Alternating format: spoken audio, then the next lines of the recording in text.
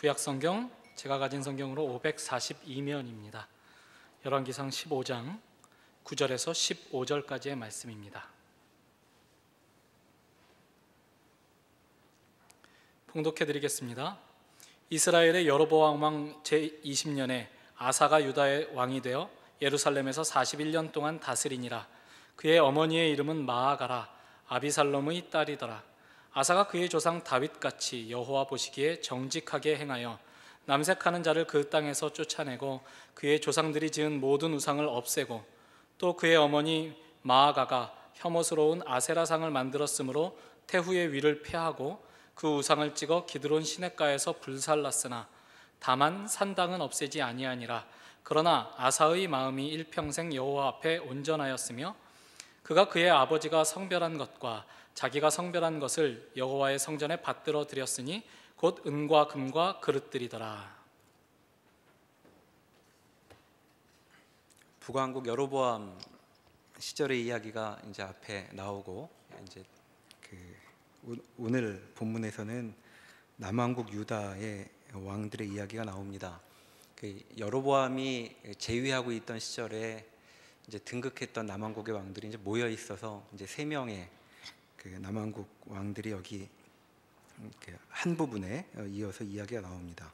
르호보암과 아비암과 아사라는 왕, 세 왕에 대한 이야기가 14장과 15장에 이어 나오고, 그 다음에 이제 아사 왕이 오랫동안 재위했기 때문에 이제 아사 왕이 재위하는 동안 북왕국에서 등극했던 왕 5명, 6명이 쭉 나오고 22장에 가야 이제 남왕국의 여호사밧 왕의 이야기로 다시 넘어가죠.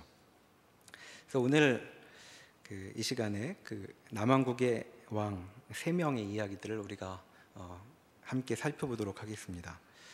과연 유다는 우리가 이제까지 살펴본 북왕국의 형편과 어떻게 다른 형편에 있었는가 하는 점들을 오늘 살펴보겠습니다. 먼저 14장 21절로 가보시면 이제 르호보암의 이야기가 나오죠. 앞에서 한번 르호보암 이름이 거론됐었지만 그때는 어떻게 나라가 분열됐는지를 알려주기 위해서 등장을 했었고, 이제 르호보암의 통치에 대한 이야기는 여기 21절부터 이제 시작이 됩니다. 21절에 보시면 41살의 왕위에 올라서 17년 동안 예루살렘에서 다스렸다고 되어 있죠. 어머니는 이제 암몬 사람이었습니다. 그런데 어머니가 암몬 사람이라는 이야기가 21절에도 있고 또 31절에도 다시 반복되는 걸 볼 때 르호보암의 통치에 암몬 사람인 어머니의 영향이 있었을 것이라고 우리에게 암시를 주는 것으로 보입니다.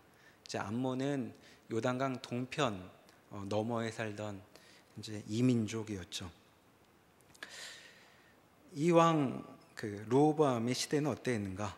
형편, 그가 통치했던 시대의 형편이 22절부터 이제 기술되고 있는데, 22절에 보면 유다가 악을 행했다라고 얘기하고 있습니다. 르호보암 시절에 유다란 나라의 형편을 지금 얘기하고 있죠. 그런데 그 악을 행하는 것은 그의 조상들보다 뛰어나게 하여 여호와를 노엽게 하였다라고 이제 요약하고 있습니다. 그럼 무슨 일을 했길래 그랬을까? 23절에 상세한 내용이 나오는데, 산 위에와 나무 아래에 산당을 지었죠. 그리고 우상을 만들고 또 아세라상을 세웠다고 되어 있습니다. 그러니까 어떤 우상은 돌기둥으로 만들어져 있고 또 어떤 우상은 나무로 이제 조각을 해서 만들어져 있었죠. 그리고 24절에 보면 또 남색하는 자들이 있었다고 되어 있는데, 이 남색하는 자들은 이제 당시 신전에서 신전 창기들로 이제 역할을 하던 사람들로 이해되고 있습니다. 그래서 이와 같은 일을 무엇이라고 또 요약하냐 하면, 여호와께서 이들이 오기 전에 쫓아내셨던 사람들의 혐오스러운 일을 본받아 행하고 있다라고 얘기하고 있죠. 가증한 일, 혐오할 만한 일들을, 예전에 멸종되었을 일들을 지금 다시 하고 있다라고 요약하고 있는 것입니다. 과연 이들은 왜 새삼스럽게 이 일을 다시 꺼내 든 것일까요? 물론 솔로몬 때부터 이제 이런 일들이 시작되었는데, 과연 하나님께서 가증스럽게 여기시는 일들을 이들은 어떤 이유에서 새롭게 도입해서 열심을 내었을까를 좀 생각하기 위해서 신명기 12장의 말씀으로 한번 가보겠습니다. 구약 282면입니다. 구약 282면.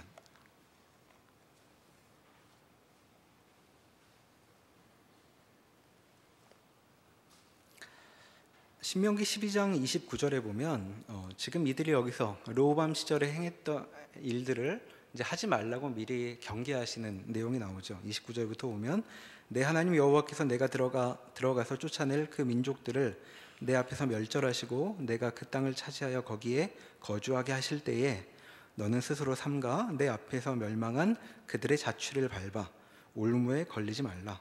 또 그들의 신을 탐구하여 이르기를 이 민족들은 그 신들을 어떻게 섬겼는고 나도 그와 같이 하겠다 하지 말라. 30절 말씀을 보면 이들에게 어떤 종교적인 관심이 있어서 신들을 탐구하려는가 이제 이런 생각이 드는데 뭐 그렇게 학문적인 그 동기는 아니었던 것으로 보이는 것이 31절부터 보면 내 하나님 여호와께는 내가 그와 같이 행하지 못할 것이라. 그들은 여호와께서 꺼리시며 가증히 여기시는 일을 그들의 신들에게 행하여 심지어 자기들의 자녀를 불살라 그들의 신들에게 드렸느니라. 내가 너희에게 명령하는 이 모든 말을 너희는 지켜 행하고 그것에 가감하지 말지니라. 이런 말씀을 주신 바가 있죠. 이들은 어떤 신을 섬겼을까? 이런 관심으로 이제 자식을 불태우지는 않았을 것 같으니까 아마도 자식을 불태우는 정도의 노력까지도 해야 할 어떤 직접적인 동기가 있었을 것으로 이해됩니다. 다시 본문으로 열왕기상 14장으로 넘어와 보시면 과연 이들이 어떤 형편에 있었길래 이렇게 살고 있었는가에 대한 이제 실마리가 나오죠. 14장 30절에 보시면 르호보암과 여로보암 사이에 항상 전쟁이 있으니라라고 이제 되어 있습니다. 이 당시 형편에 대해서 유다는 어땠는가 한마디로 지금 얘기해주고 있는데 전쟁이 있었다는 것입니다. 전쟁이 있었다는 것은 무슨 정복 전쟁도 아닌 것으로 우리가 알고 있으니까 아마 바람직한 좋은 형편이 아니고 어떤 어려운 형편에 있었다는 것을 우리가 이해할 수 있고 그렇게 보면 이들이 지금 유다가 악을 행한 일 조상들보다도 더 열심히 하나님 보시기에 가증한 일을 행하고 있는 것은 굉장히 절실한 이유가 있어서였기 때문이라고 이해해 볼 수 있겠죠. 달리 좀 풀어보면 아마도 이 전쟁으로 점철되고 있는 삶에 대해 어떤 식으로든 해결책을 모색하기 위해 이들은 이런 심지어는 자식을 불살르는 일까지도 감수해야 할 이런 일을 하고 있었던 것으로 보입니다. 그런데 그렇게 열심히 애를 쓰며 삶의 문제들을 풀어보려고 했는데 그 일은 별로 그렇게 결실이 있어 보이지 않죠. 그것이 지금 25절부터 나와 있는 이제 애굽왕의 공격과 관련된 사건에 담겨 있는 내용입니다. 통치 기간 내내 무언가 절실한 이유로 노력하고 있었는데 이들의 삶에 벌어졌던 일, 인상적인 일 하나만 얘기한다면 25절부터의 사건이다 하고 우리에게 알려주는 것입니다. 거기 보시면 이집트 왕이 예루살렘을 공격을 하죠. 그런데 하나도 방어를 못하고 그대로 그 공격을 당하는 사건이 진행이 됩니다. 그래서 성전과 왕궁의 모든 보물을 빼앗겼다고 26절에 나와 있죠. 자, 얼마나 대단하게 약탈을 당했는가? 상징적으로 한 가지만 얘기하자면 금방패 얘기를 할 수 있겠다 하고 지금 26절에 얘기하고 있는 겁니다. 26절에 보시면 솔로몬이 만든 금방패를 다 빼앗겼다라고 하죠.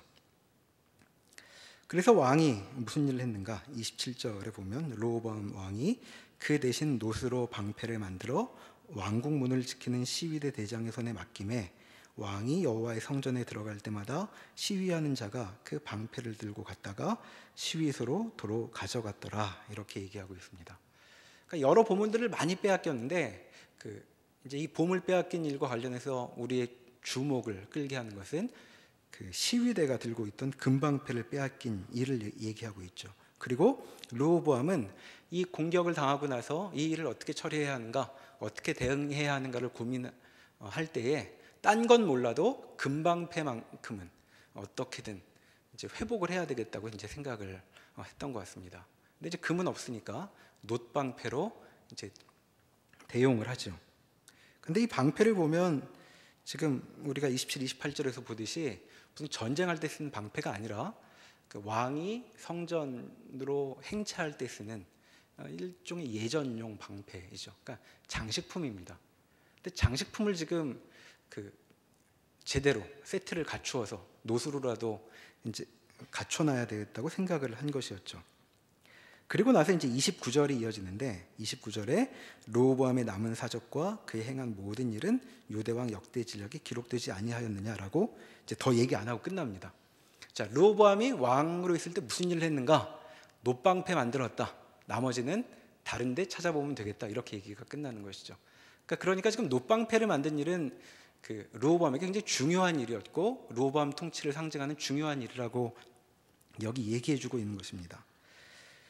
르호보암에게는 무엇이 중요한 일이었겠는가? 지금 그 기록을 통해 보면 그는 아버지 시대의 영광의 광채를 지속하는 일에 관심이 있었던 것 같습니다.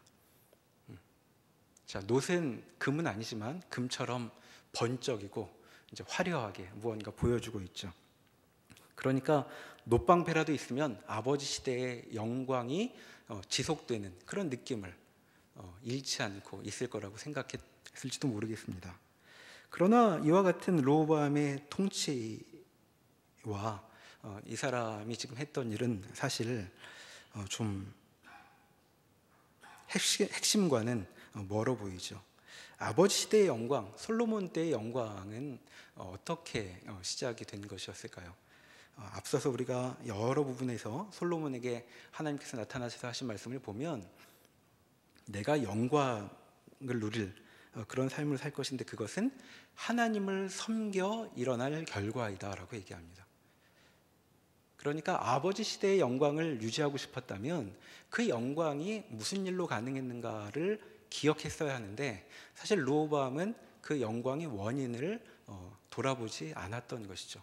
그뿐 아니라 금방패를 빼앗겨서 그 영광이 얼마나 빛나는 것인지에 대한 현실도 갖고 있지 않습니다. 그러니까 아버지 시대의 영광이 지속되기를 꿈꿨지만 르호보암은 그 영광의 원인도 돌보지 않았고 그리고 그것이 사라져버린 현실도 뒤바꾸지 못한 채 그저 광채만을 붙들고 있었던 것이라고 얘기할 수 있겠죠.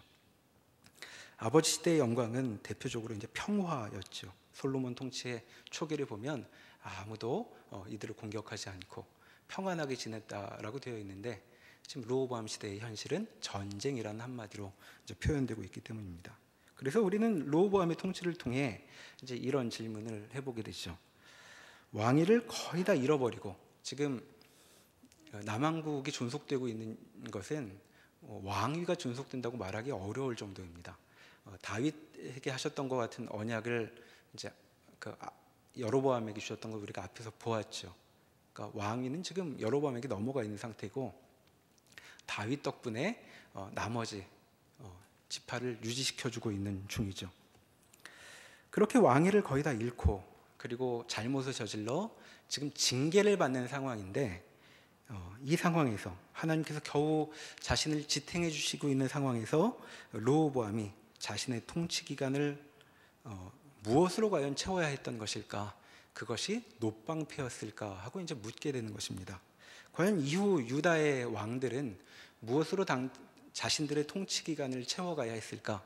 이제 그런 질문이 르호보암의 통치를 통하여 이제 제기되죠. 그리고 이어지는 두 왕이 그 남왕국의 왕으로서 채워야 할 그 시간들을 다른 방식으로 채운 이제 두 상반된 모델이 된다고 얘기할 수 있겠습니다. 그래서 이제 15장 1절로 넘어가면 르호보암의 아들 아비암이라는 두 번째 왕이 여기 등장을 하죠. 15장 1절로 가보시면 아비암은 이제 3년 동안 다스렸습니다. 르호보암 18년에 왕이 올라서 3년 정도 다스렸는데 어머니가 아비살롬의 딸 마아가라는 사람이라는 점이 이제 기록되어 있죠. 그리고 이제 그의 통치가 바로 2절부터 이어지는데 아버지처럼 했다라고 이제 얘기하고 있습니다. 뭐 별 얘기를 하지 않고 아버지처럼 죄를 행했고 표현을 바꾸어 보면 마음이 다윗 같지 않았다. 그러니까 다윗과는 다른 길, 솔로몬 후기와 그리고 르호보암이 걸어갔던 길을 걸었다라고 얘기하고 있습니다. 자, 이렇게 죄를 행하고 있는데도 왜 이 나라가 지속되고 있는가?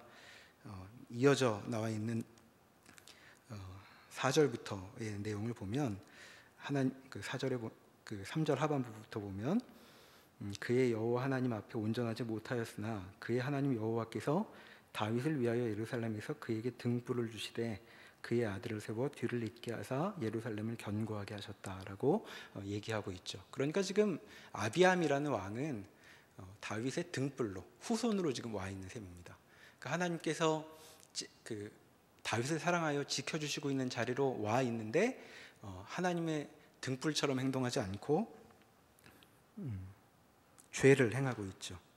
아버지처럼 죄를 행했다고 얘기하니까 이제 우상 숭배를 했다는 것을 말하는 것입니다.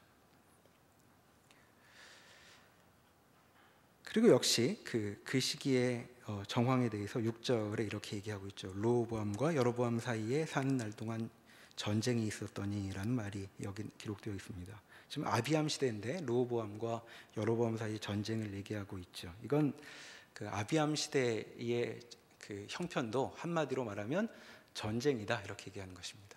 그러니까 이제 전쟁이라는 형편 속에서 그는 무엇을 하고 있었는가? 아버지처럼 죄를 짓고 있었다라고 얘기하는 것이죠. 여기서 지금 아비암의 통치에 겨우 2개 나와 있는 이 항목을 갖고 우리가 생각을 해볼 필요가 있습니다. 자, 삶의 형편은 전쟁이었고 이 사람이 채우고 있는 주체적인 행동은 이제 우상 숭배였죠. 과연 전쟁 때문에 그렇게 우상 숭배를 했던 것인가? 아니면 우상 숭배를 해서 지금 전쟁에 처해 있는가? 이제 이런 질문, 상관관계에 대해서 물어볼 수 있는데 우리는 마찬가지로 이 전쟁이라는 부분에 아비암이 매여 있었던 것은 아닌가 하는 생각을 하게 됩니다. 왜 이렇게 계속 우상숭배, 아버지가 했던 것처럼 우상숭배를 했을까? 아버지 대에 사실 계속 보았을 것 아닙니까? 아버지가 계속 그렇게 무언가 애쓰고 골몰하며 나라의 안위를 걱정하고 이 여러 가지 제도를 도입해가지고 나라를 유지하려고 했지만 전쟁뿐이라는 것을 보았을 텐데도 이 사람은 여전히 아버지가 했던 방식대로 이 통치 기간을 채우고 있죠. 이제 그렇게 보면 아비암으로 봐서는 달리 방법이 없었다고 느끼는 것인지 모르겠습니다. 자신의 삶에 할 수 있는 것이 무엇일까? 이와 같은 전쟁이 계속되는 이 삶의 정황 속에서 나는 뭘 할 수 있을까?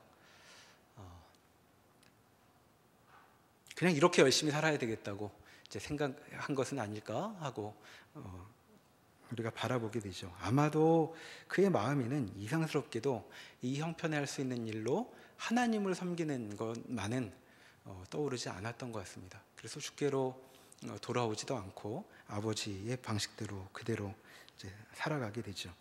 그리고 얼마 살지 못해 이제 죽게 되죠. 8절에 벌써 장사를 지내게 되고 그의 아들 아사가 이제 등극하게 되었다고 얘기합니다. 그리고 이제 그 다음 왕 아사가 등극을 하는데 이제 9절부터 아사 왕에 대한 이야기가 나오죠. 여로보암 왕 20년에 등극해서 무려 41년 동안 재위를 합니다. 오랫동안 왕으로 있죠. 아사가 왕으로 있는 동안 북왕국의 7명의 왕과 이제 통치 시기가 겹치는 사람입니다. 아버지는 아비암이었고 어머니가 마아가고 아비살롬의 딸이라고 이제 10절에 기록되어 있습니다. 앞에서 들어봤던 이름이죠. 이게 누구 엄마였죠? 2절에 보면 아비암의 어머니라고 이제 되어 있는 사람입니다. 아버지는 아비암인데, 그래서 이제 과연 아사의 어머니가 누구일까에 대해서 이제 여러 가지 추측들이 있습니다.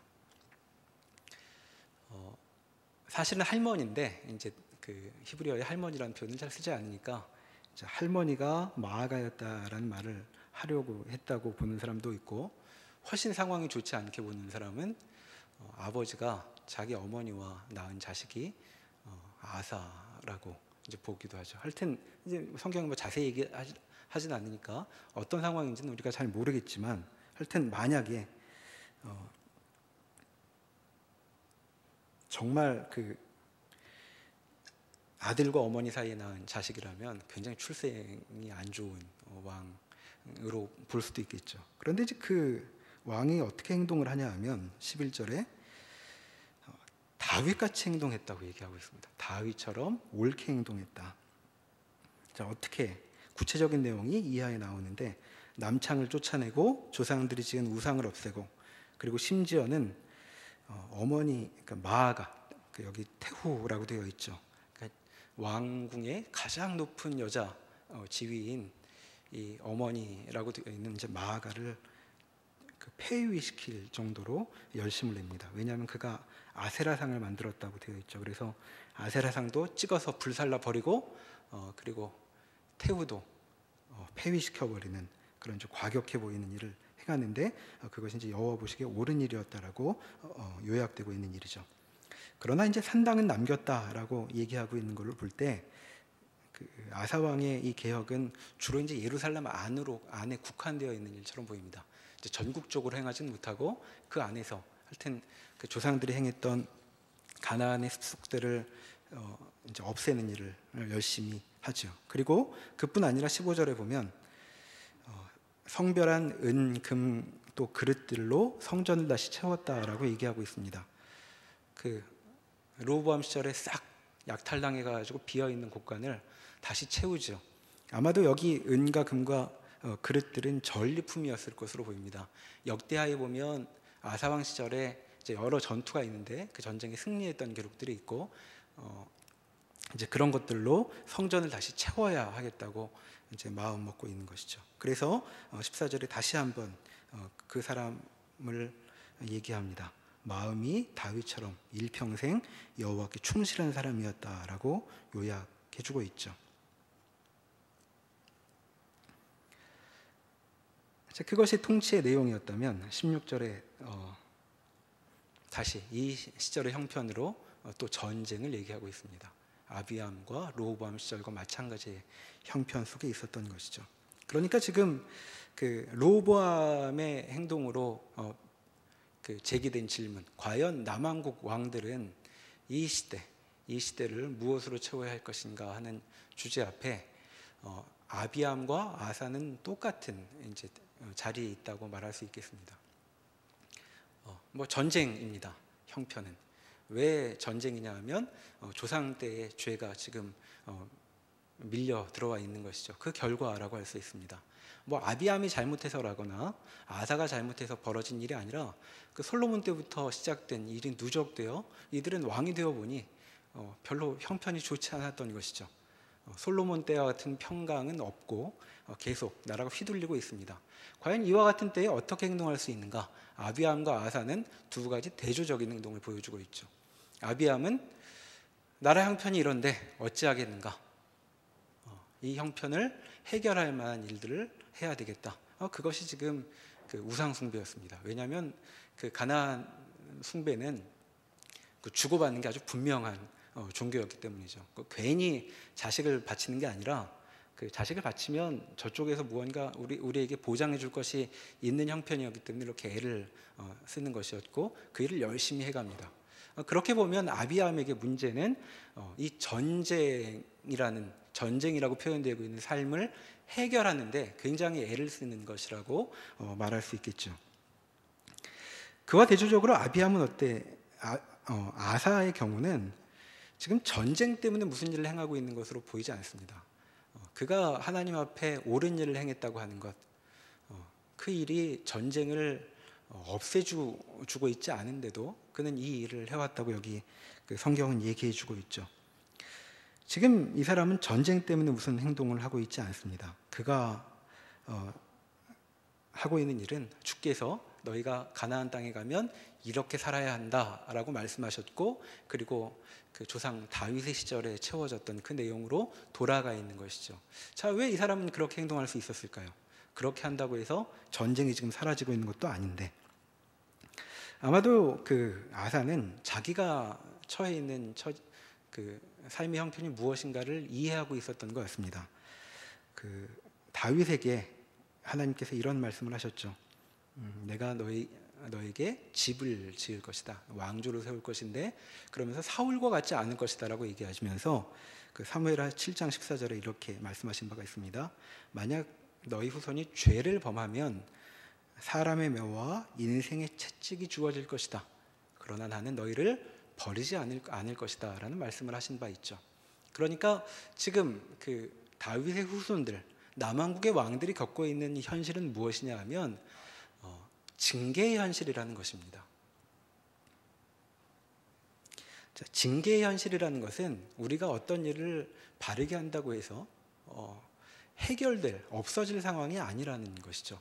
그것은 주께서 징계의 매를 거두실 때까지는 그냥 겪어야 하는 일입니다. 자, 그런 면에서 자기가 속한 처지에 대한 이해가 아사와 아비암의 경우는 달라 보이는 것이죠. 아비암에게는 이 전쟁의 현실은 삶 전체를 압도하는 것이었던 것으로 보입니다. 이 현실을 바꿀 수 있다면 신도 바꿔볼 수 있고 심지어는 자식도 바칠 수 있을 거라고 생각했는지도 모르죠. 그런데 그 현실에 대해서 그 아사는 다르게 이해하는 것이죠. 그 고된 현실을 주의 백성들에게 주어지는 징계라고 이해하고 있었다고 우리가 볼 수 있는 것입니다. 여기 말하는 그 이 징계는 그저 내 잘못 때문에 벌어진 일 이런 것이 아닙니다. 지금 아사는 등극하기 전부터 고된 현실, 솔로몬과는 다른 삶의 정황 가운데 지금 들어와 있는 것 아닙니까? 즉 그것을 제대로 받고 있는 것이죠. 이와 같은 점은 그저 그 아사와 아비암에게만 해당되는 일은 아닐 것입니다. 우리에게도 비슷한 주제가 있죠. 우리에게 주어지는 현실, 여러분 어떻게 느껴지십니까? 그 현실은 우리를 압도하는 것으로 보이지 않으십니까? 나로서는 거의 해결의 실마리가 없어 보이기도 하고 또 간간히 들리기는 여러 가지 무언가 노력을 하면 거길 탈출할 수 있다더라. 이제 이런 얘기들을 듣긴 하지만 대부분 우리가 속해 있는 현실은 어찌할 바를 모르겠는 그런 현실처럼 보입니다. 그래서 과연 내가 왜 여기 와 있는지 묻게 되고 또 때로는 내가 뭘 잘못해서 이런 일을 겪게 되는가 하고 묻게 될 때가 있죠. 그런데 사실 우리가 겪게 되는 많은 현실은 그렇게 꼭 우리 잘못이 아닌 경우가 훨씬 많습니다. 여러분들이 왜 21세기 한국에 태어나셔서 살고 계십니까? 택해 와 있는 것도 아니고 그리고 우리들이 뭔가를 잘못해서 이 일을 겪고 있는 것도 아닙니다. IMF 터졌을 때 다 이제 겪었던 일이죠. 착하고 성실하게 살아왔는데 현실은 이상스럽게 펼쳐져서 한 번도 생각해보지 못한 장애에 부딪히고 도무지 앞으로 나아가지 못할 것처럼 느껴지는 현실. 그것이 비단 IMF 때문이 아니라 우리가 지금도 겪고 있는 현실이죠. 자, 과연 이런 고된 현실 속에서 신자에게는 이 일이 그걸로 끝나지 않는다는 의미에서 징계라고 가르쳐주고 있는데 그렇다면 이 징계와 같은 현실을 우리는 어떻게 살 것인가? 무엇에 관심을 두고 살 것인가에 있어서 아사는 우리에게 중요한 이제 선례를 보여주고 있는 것입니다. 지금 이 현실 속에서 우리의 마음을 채워야 할 것은 어떻게 이 현실적인 과제를 뚫고 넘어갈 것인가, 해결할 것인가 하는 주제가 우리의 관심의 초점이 될 수 없다는 것이죠.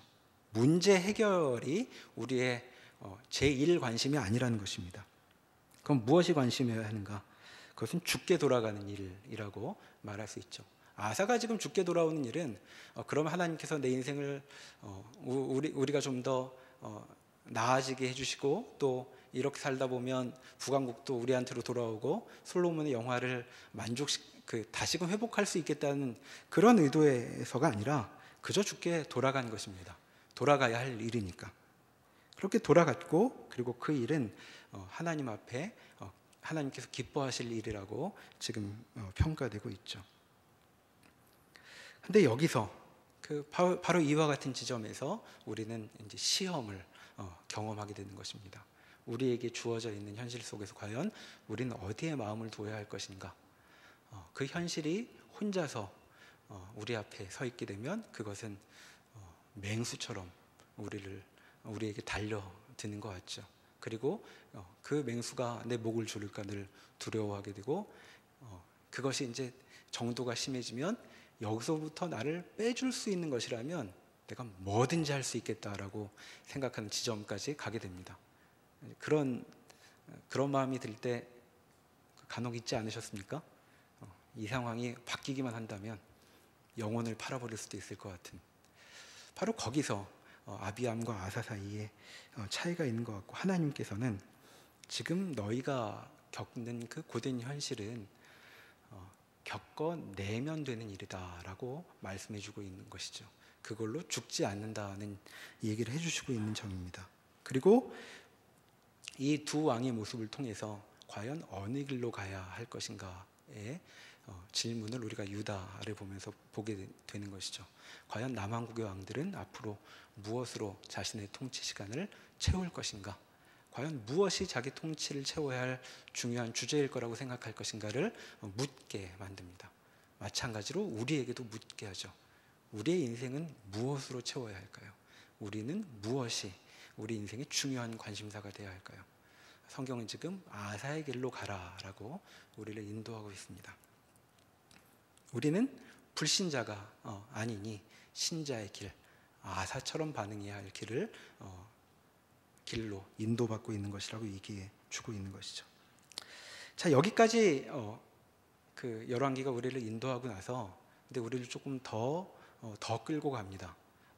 지금 얘기한 이 고된 현실과 관련하여서 그렇게 그 길로 따라가기로 하는 사람에게 벌어지는 일을 아사를 통해 우리에게 보여주죠. 그 15장 그 16절 이하에 보면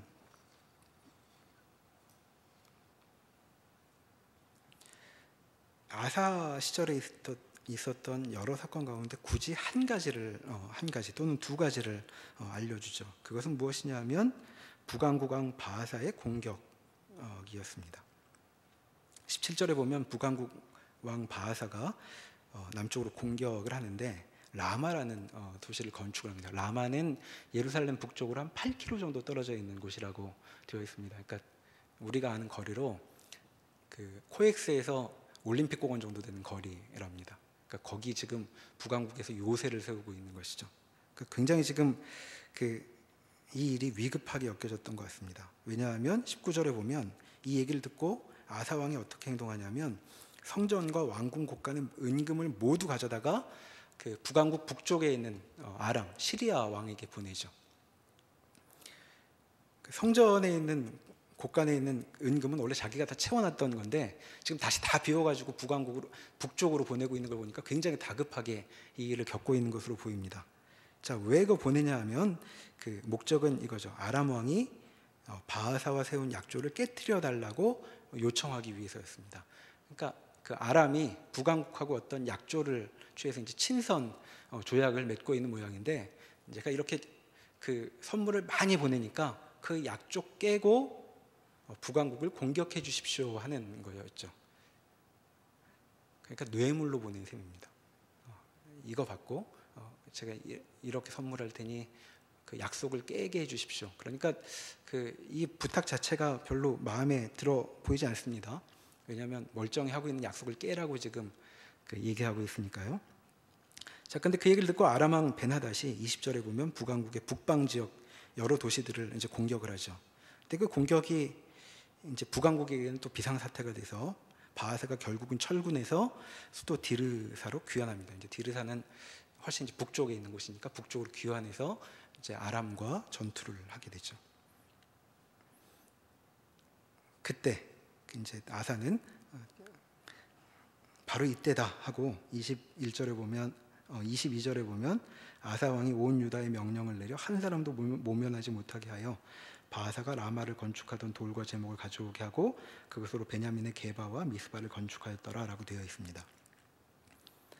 자, 여기 나와 있는 두 도시는 라마 근처에 있는 이제 군사적 요충지죠. 그러니까 그 북왕국 군대가 싹 빠진 사이에 그 목재랑 공사 자재들을 다 가져다가 그 남왕국의 요새를 세우는 일을 하게 합니다. 얼마나 이 일을 급히 진행을 했는지 한 사람도 온 유다에 한 사람도 모면하지 못하게 하여 다 공사를 하게 하죠. 그러니까 지금 여기 기록된 사건은 굉장히 다급하고 위급해 보이는 사건입니다. 근데 이 사건이 기록되어 있고 이 사건이 기록되어 있는데 이 사건에 대해서 그 역대하에서는 좀 우리에게 자세한 이야기를 해주고 있죠. 역대하 15장으로 한번 가보십시다. 675면입니다. 구약 675면 역대하 16장.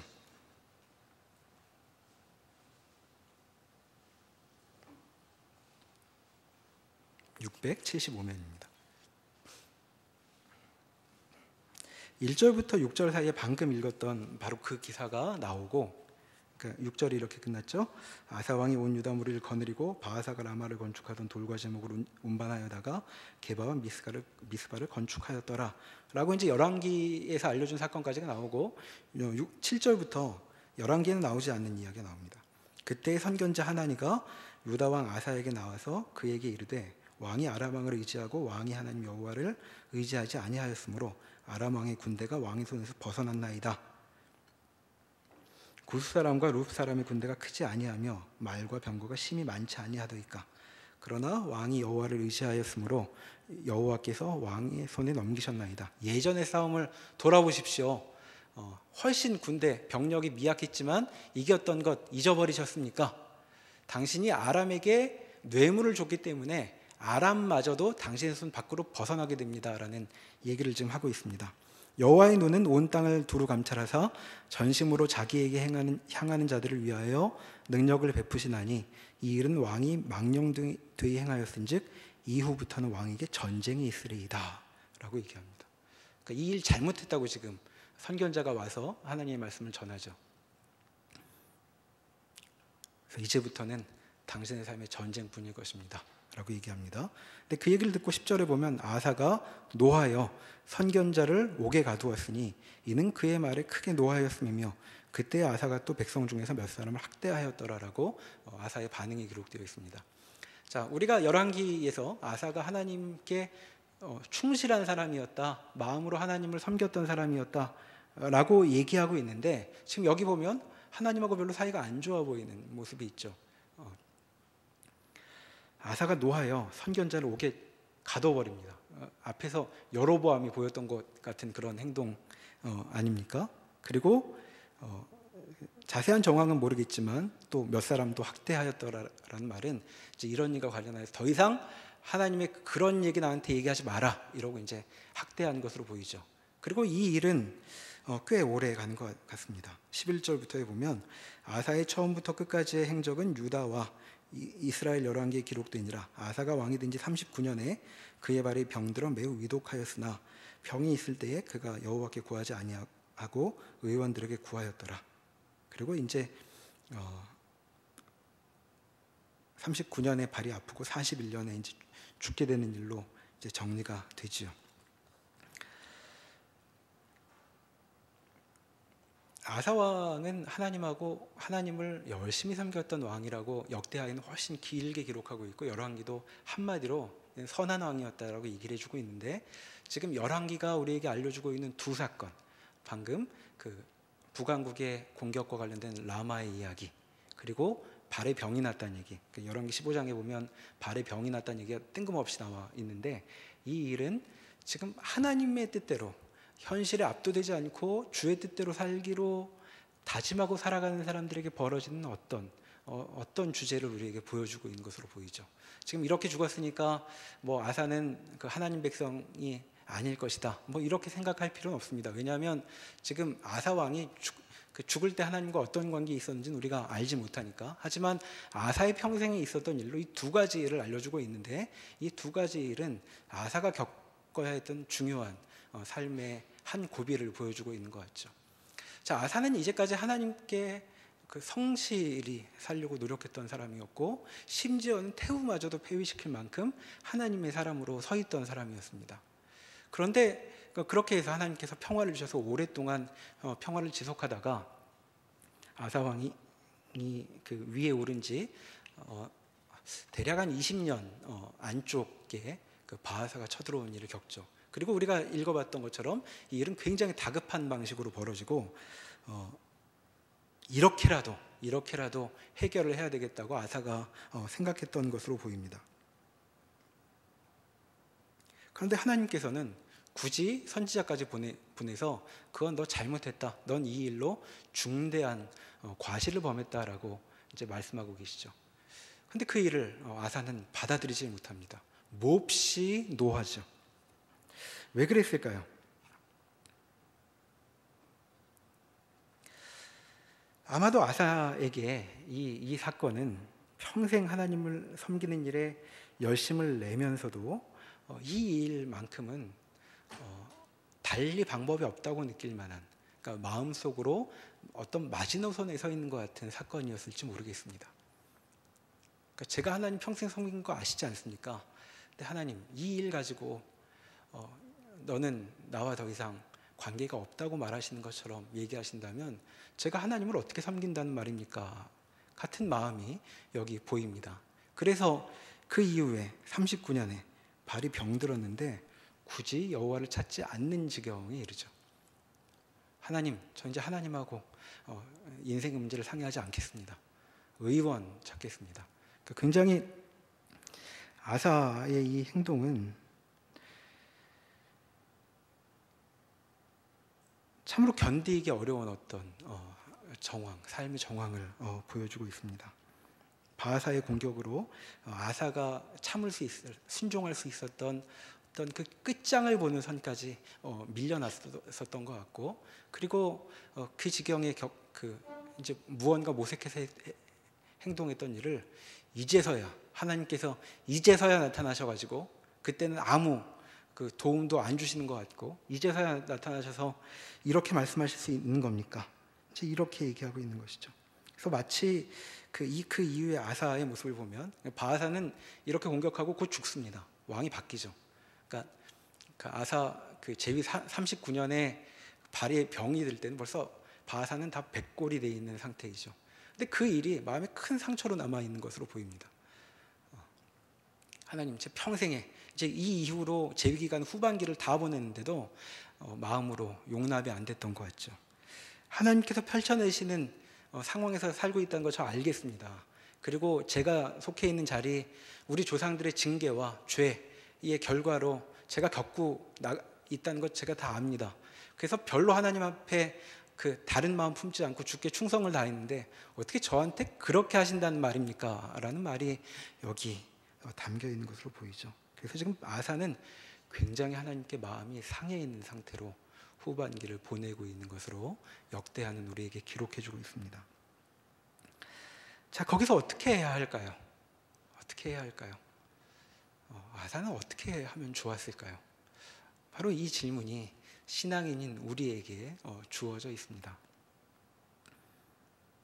지금 아사의 사건에 열왕기는 긴 얘기를 하지 않지만 여기 보여주고 있는 이 두 사건은 마치 아브라함에게 주어지는 모리아산에서 아들을 바치라는 사건처럼 놓여 있는 것으로 보이죠.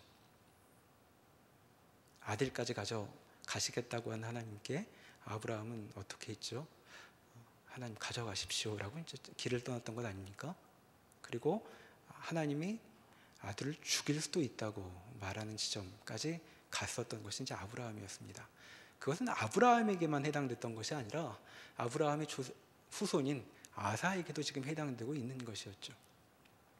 아사가 이 일을 어떻게 나중에 겪어내는지 모르겠지만 아사의 이 중요한 인생 후반부의 이 기록을 통해서 우리에게 하나님의 뜻대로 살려고 하는 사람들이 겪게 되는 또 하나의 그 깊은 국면을 보여주고 있는 것입니다. 이 일은, 이 사람이 살아가고 있는 이 삶은 하나님께 달린 것이지 아사 마음에 마지노선에 달린 것이 아니었다는 것이죠. 우리는 마음속에 다 그러한 것이 있습니다. 하나님, 제가 이 지점까지는 다 용납하고 가겠습니다. 다 참고 가겠습니다. 그런데 이 지점 넘어까지 어떻게 저를 끌고 가실 수 있겠습니까? 라는 것. 물론 이제 상태가 좋을 때는 잘 드러나지 않지만 우리가 어떤 일에 그 이제 코너에 몰려가지고 정말 더 이상 앞이 안 보이는 지점까지 밀려가 있을 때 우리 이제 이런 마음을 갖게 됩니다. 어찌하면 좋을까? 우리 신앙의 선배들은 그 지점까지 몰려가 있는 것이 무엇인지를 우리에게 지금 보여주고 있는 셈입니다. 그러니까 나중에 천국에 가면 아사왕한테 물어볼 수 있겠습니다. 도대체 왜 그러셨습니까? 왜 선한 왕이었는데 인생의 후반부 그 바하사가 쳐들어온 게 36살 때쯤 되고 61세에 사망하는데 40대 50대를 내내 하나님으로부터 그 거리를 두고 살았던 것입니까? 라고 이제 우리가 물어볼 수 있겠죠. 그에게 어떤 또 사연이 있을 거라고 얘기해 줄 수 있겠습니다. 바로 그와 같은 일이 신자에게 열려 있을 수 있습니다. 박 목사님께서 한동안 많이 추천하셨던 하나님의 뜻이라는 책이 바로 그런 지점 아닙니까? 우리로서는 받아들일 수 없는 어떤 지점까지 겪게 하신 하나님을 우리는 어떻게 대해야 할 것인가? 하나님으로 섬길 것인가 말 것인가? 이건 지금 그 르호보암이나 아비암처럼 사는 그런 삶에는 해당되지 않는 일입니다. 그 경우에는 거기서 겪어야 할 일이 있지만 그것 말고 주님께 인생을 걸교라는 사람들에게 주어지고 있는 이 질문 그리고 이 무게를 우리가 생각해 볼 필요가 있습니다. 제가 여기서 주께 열심히 살자고 함부로 교훈할 수 없다는 생각이 듭니다. 이건 우리가 삶으로 하나님 앞에 씨름하며 살아가야 하는 삶의 한 부분일 것입니다. 주께서 우리에게 어떤 일을 겪게 하실지 우리는 알지 못합니다. 그러나 그 일은 주께서 징계라고 말씀하시는 것이고, 징계는 하나님의 백성들을, 하나님의 자녀들을 주께서 기뻐하시는 자리까지 끌고 오실 일이라고 알고 있습니다. 그 징계의 시간을 견뎌가는 일, 그 일은 우리에게도 주어져 있고 우리에게 열려져 있는 것이죠.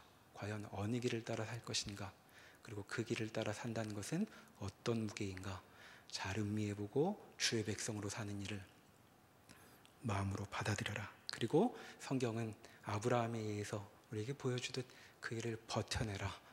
주께서 주의 선하신 일을 이루신다고 하시는 그날까지 돌이키지 말라고 우리를 권유하고 있습니다. 그 길이 주 앞에 주님을 믿는 백성들이 가는 길임을 기억하고 용기를 내서, 그리고 하나님 앞에 씨름하며 물러서지 않고 가면 좋겠습니다. 유다에게 바로 이 현실이 지금 열려 있고, 우리는 열왕기 상하를 보며 유다의 왕들이 과연 이 길을 앞에서 어떻게 고민하고 어리둥절해하고, 그리고 어떻게 용기를 내고 있는지를 보게 될 것입니다. 그들을 통해 우리가 걸어가야 하는 길을 다시 한번 되짚어보고 가늠해보고 주 앞에 순종하는 우리 모두가 되면 좋겠습니다. 기도하시겠습니다.